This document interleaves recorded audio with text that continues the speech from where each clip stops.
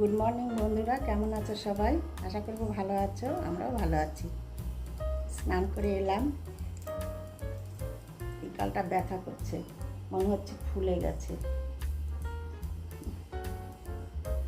রাত্রিবেলা একটু একটু ব্যথা করছিল, সকালবেলা দেখছি যে গালটাই ফুলে গেছে, দাঁতে ব্যথা হচ্ছে মনে হচ্ছে। তো চলো ভিডিওটি স্টার্ট করে দিলাম, দেখতে থাকো, আশা করি ভালো লাগবে। জিঞ্জারবাবু মর্নিং ওয়াক করে এলো, আজকে আমিও একটু গিয়েছিলাম, বৃষ্টি নেই। সকালবেলাটায় করে এসে স্নান করলাম, মর্নিং ওয়াক সেরে জিঞ্জার ঠাকুরঘরের ব্যালকনিতে বসে রয়েছে, ওকে এখন খেতে দিতে হবে। ও আজকে সকালবেলা থেকে একবারও খায়নি, সকালবেলা ছেড়ে দিয়েছি, একদম ছাদে গিয়ে পাতা খেয়ে এসে পাতা উকি করছে, তাই বলছি একটু পরে খেতে দেবো। তো এখন পুজো সারতে হবে। চলো সারাদিন কী করি তোমাদের সঙ্গে শেয়ার করব, আশা করি ভালো লাগবে।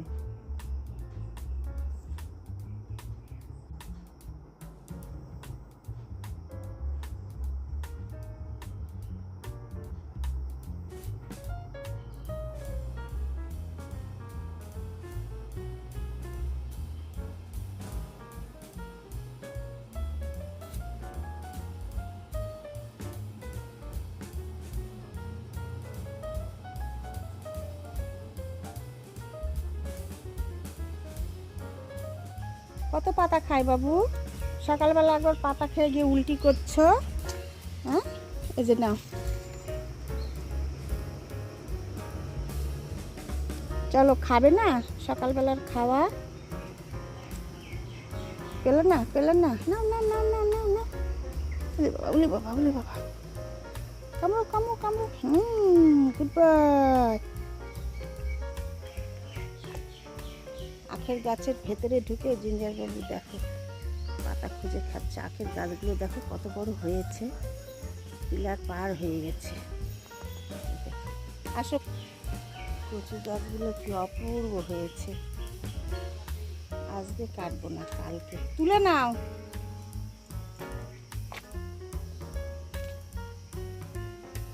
জবা ফুল ফুটেছে দেখো, কালকে ফুটেছিল প্রচুর প্রচুর জবা ফুটেছিল, কাল 10টা ফুটেছিল। উপরের ছাদে রয়েছে, এইখানে 2টো ফুটেছে, আর অপরাজিতা হয়েছে কত দেখো, একদম সুন্দর সুন্দর অপরাজিতা।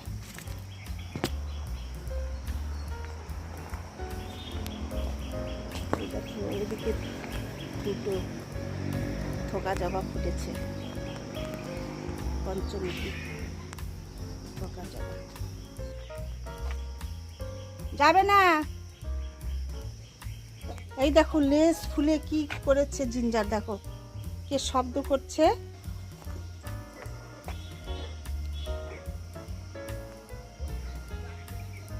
হ্যাঁ, যার যার দিকে নজর সেটাই তো করবে না।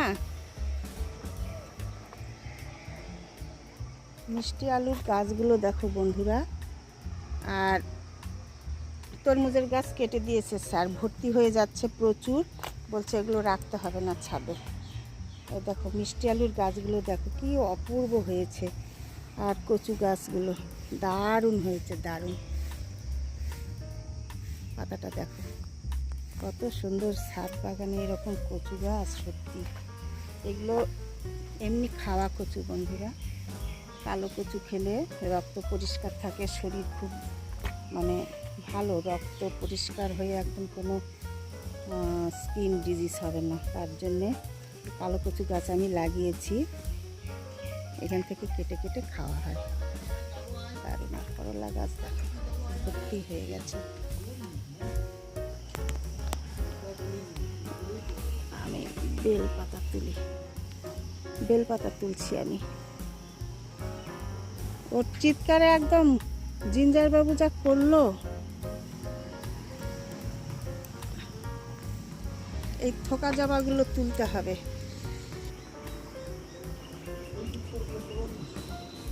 না না, আমি ফুলই উঠাইনি, ফুল তুলি নাই।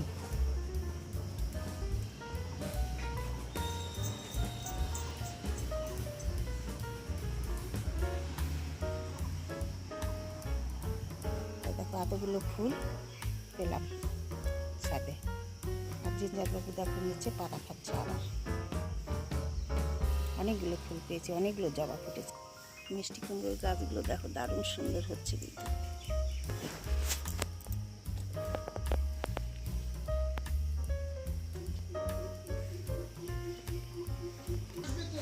যাও বাবা যাও, যাচ্ছি আমি। এই গাছটা দেখো বন্ধুরা কি সুন্দর ফুল দিচ্ছিল।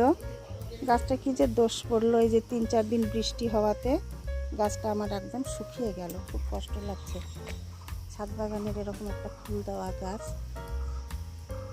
বুঝতে পারলাম না কেন এরকম হলো। এই গাছগুলোর তো কোনো দোষ হয়নি, ওইটা কেন এরকম হয়ে গেল। 3-4 দিন নাগারে বৃষ্টি হলো আর এরকম হয়ে গেল। আর ছাদ বাগানে এলে এটা না দেখলে তো হবেই না, দেখতেই হবে। আমি দেখি তোমাদের সঙ্গে একটু শেয়ার করে। বুঝতে পারছো মশারির ভিতরে আছে তো, আমি ক্যামেরা করছি কিন্তু তোমরা বুঝতে পারছো কি না আমি বুঝতে পারছি না। তো যাই হোক চলো, এরকম হয়েছে সাইজ।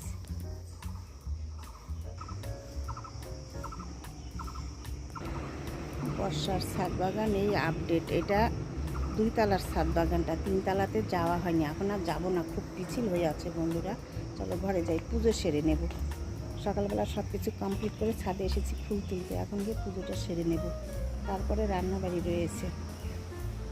স্যার স্কুলে চলে যাবে এখন, 7টা বাজে। ওঠো ওঠো নন্দলাল, এই দেখো হলো সকাল, রোজ হয়ে যাবে ফেনুর পাল। বাতাসে উঠছে কত নানা রঙের পাখি, কাননে কুসুম মেলে কত কলি আঁখি। ওঠো গোপাল মুখ ধরো, বসে যাও আসনে, মাজা সদা সাজাইবে কুমকুম চন্দনে। বাল্যভ খেতে দেবে ভোরে স্বর্ণ, ভজ গৌরাঙ্গ কহ গৌরাঙ্গ, লহ গৌরাঙ্গের নাম রে, যে জনা গৌরাঙ্গ বলে সে আমার প্রাণ রে।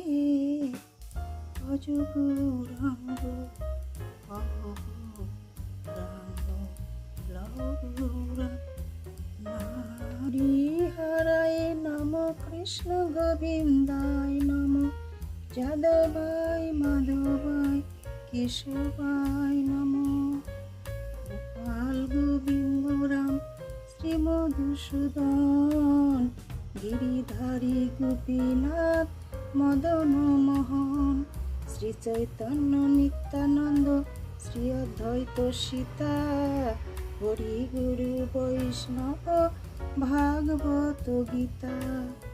কারেন্ট নেই বন্ধুরা, গোবিন্দ দর্শন করো।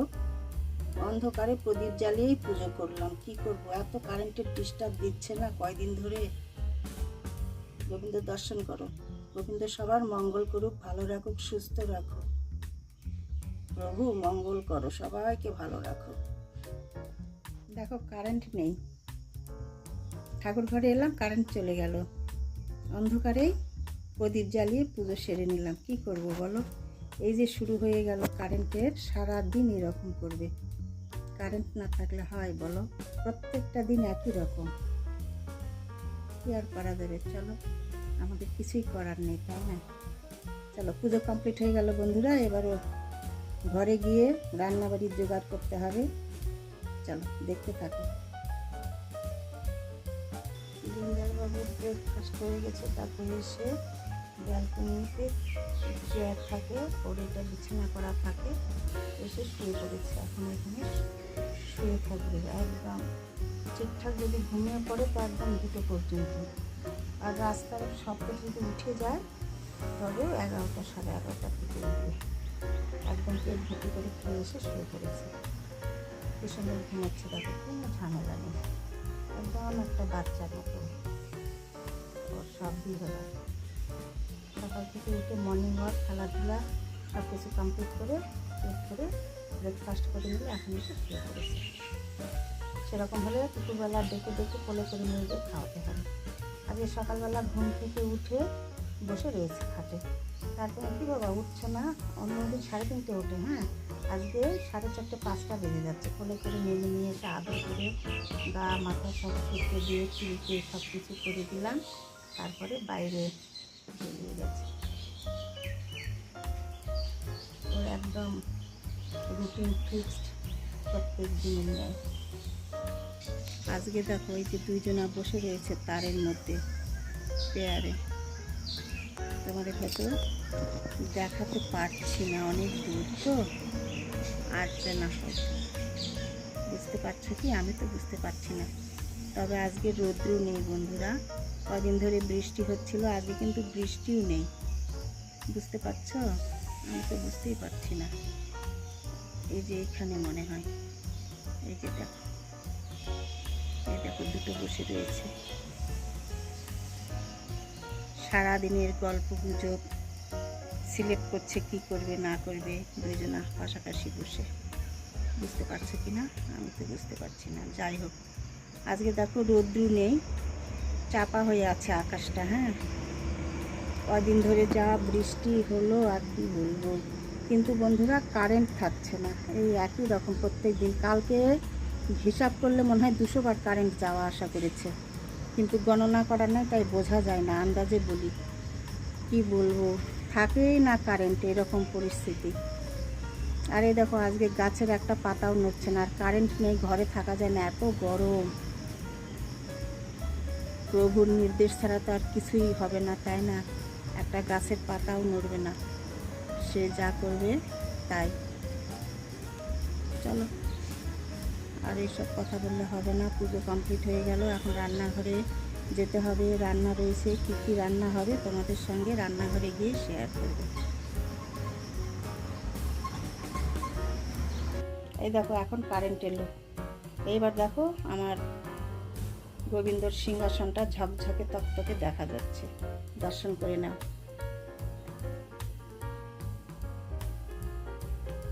আর কি বন্ধুরা বলো, এইসব যদি আমাদের প্রত্যেক দিন স্মরণে থাকে তবে তো ভালোই হয়, তাই না? এই যে নতুন একটা সকাল পেলাম, নতুন একটা দিন পেলাম, সব কিছু নতুন করে পেলাম। এটা কার কৃপা? গোবিন্দরই তো কৃপা, তাই না? গোবিন্দর চরণে কোটি কোটি প্রণাম, এই নতুন একটা দিন, নতুন একটি সকাল উপহার দেওয়ার জন্য। কি তাই কি না বলো? আমি তো সেটাই ভাবি, তাই বলি গোবিন্দও ভালো থাক, আমাদেরও ভালো রাখুন।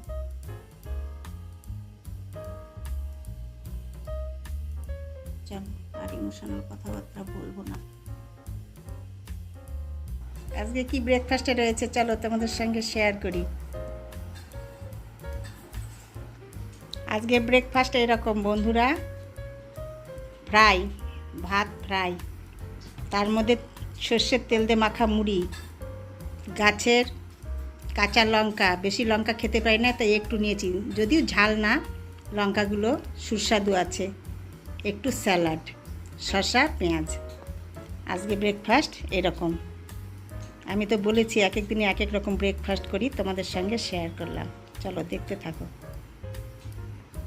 ভাত ফ্রাইটা মেয়ে করেছে, পুজো করে এসে মেয়ে আমাকে দিয়ে দিল ব্রেকফাস্ট করতে। এটাও একটা ভাগ্য, তাই না বলো? চলো তোমরা ব্রেকফাস্ট করো।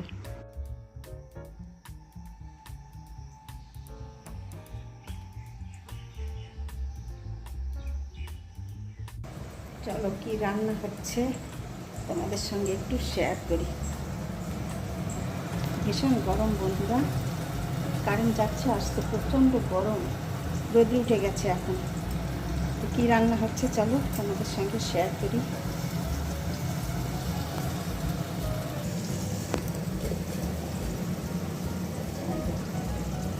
মাটন রান্না হবে, ম্যারিনেট করে রেখে দিয়েছি, 2-3 ঘন্টা হয়ে গেছে। আর মাটনের মধ্যে আলু দেবো আর 2টো রসুন দেবো। তো দেখতে থাকো আমি কীরকম করে করছি। সিম্পল মাটনের ঝোল,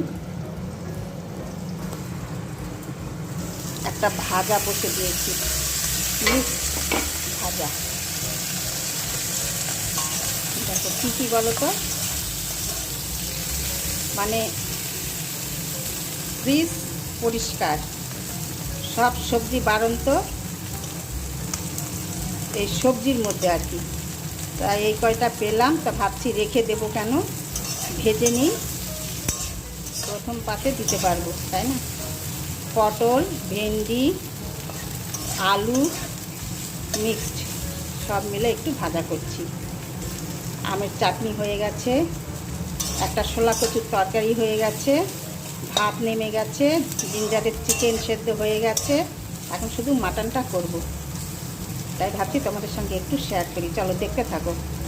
একটু শেয়ার করব, অনেক বড় ভিডিও হয়ে যায় বন্ধুরা, চলো। তেল গরম হয়ে গেছে, আমি একদম তেজপাতা, শুকনো লঙ্কা, গরম মশলা সব কিছু দিয়ে দেব।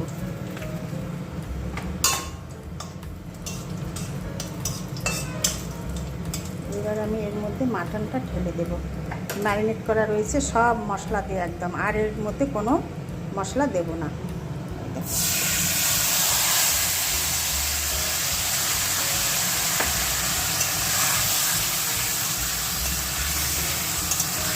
এখন আমি এটা ঢেকে ঢেকে একদম 25 মিনিট মতো কষিয়ে নেব।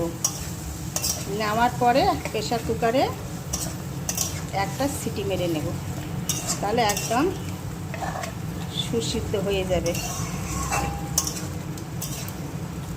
আর আলুটা পরে দেবো, এখন না, কারণ প্রেশার কুকারে একটা আবার সিটি মারতে হবে, আলুটা আগে দিলে একদম ভেঙে যাবে। এখন আমি এটা ঢেকে দেব, চলো দেখতে থাকো।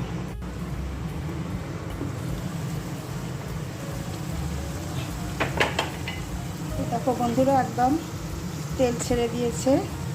এই পর্যায়ে আমি এই যে দিয়ে দেব আলু আর রসুন। এখন মাটনটার সাথে এটা একটু কষিয়ে নেব, এই 2-3 মিনিট।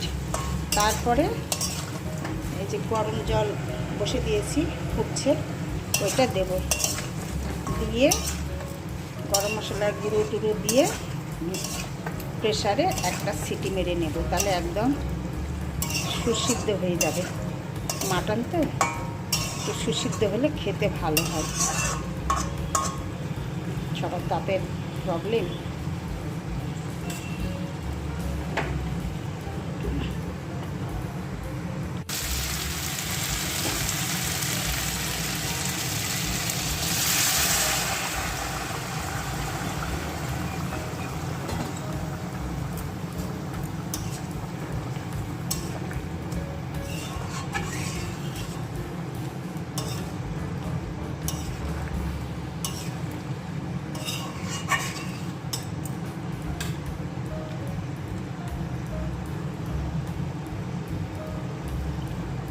চলো কমপ্লিট করে ঢেলে নিয়ে তোমাদের সঙ্গে আবার শেয়ার করব, তোমরা দেখতে থাকো।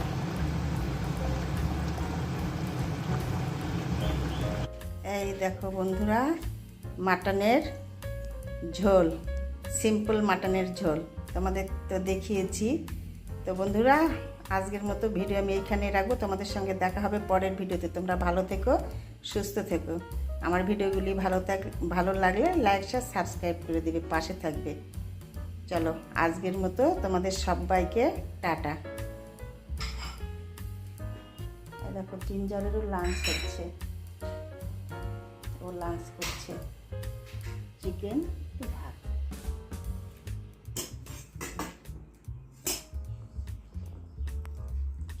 এই দেখো লাঞ্চের থালা, ভাত, 3 রকম ভাজা রয়েছে, দেখেছো তো তোমরা, দেখিয়েছি। এই যে কচুর ঝাল, শোলা কচু, স্যালাড, চাটনি রয়েছে, আর এইখানে দেখো মাটনের ঝোল। এই দেখো এরকম কালার এসেছে, এই লাইটটা ভালো পড়ছে না, বোঝা যাচ্ছে না ঠিকঠাক। যাই হোক, চলো তোমরাও লাঞ্চ করে নাও।